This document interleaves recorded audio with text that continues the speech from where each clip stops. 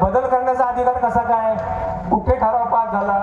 तर शासनाने ठराव पास केलेला आहे 15 गुंठे जागा द्या, तर ह्या खात्याला कोणी सांगितलं की तुम्ही जागा दुसरं ट्रस्ट करा वगैरे म्हणून? त्यामुळे ही सगळी माहिती आमच्याकडे आलेली आहे. भीमराव साहेब ते सगळं परीक्षण करतायत आणि आपण त्याच्यावर दावा दाखल करत आहोत की 15 गुंठे जागा ही आम्हाला मिळाली गेली पाहिजे आणि विशेष म्हणजे जी उर्वरित जागा आहे ती पण आम्हाला मिळाली गेली पाहिजे. तुम्ही सर्वांनी पुढे आले गेले पाहिजे. हा लढा भारतीय बौद्ध महासभेच्या वतीने झाला गेला पाहिजे. कुणीही करता कामाने त्यांना तो अधिकार आहे.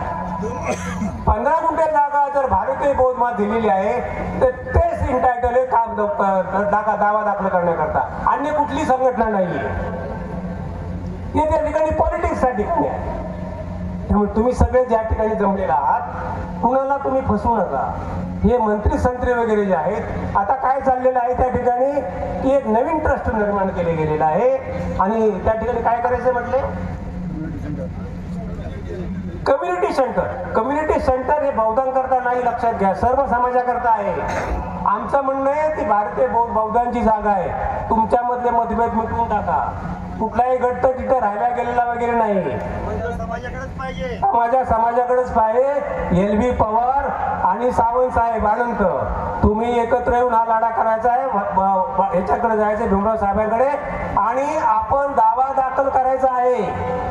मी या ठिकाणी भंडारी साहेबांना सांगतो, दावा दाखल करा. दावा दाखल करा. कुणी दाखल त्याला दावा दाखल करण्याचा अधिकार नाही. तो भारतीय बौद्ध महासभेला आहे आणि फ्युचरमध्ये ती जागा आपल्याला आली गेली पाहिजे. हे जे मंत्री आहेत हे मंत्री आपल्याला संपवायला निघालेले आहेत, आपल्यामध्ये भांडण लावायला निघाले गेले. त्याला फसवू नका, एवढंच या ठिकाणी सांगतो. रत्नागिरी 24 न्यूज चॅनलला आताच सबस्क्राइब करा आणि शेअर करायला विसरू नका.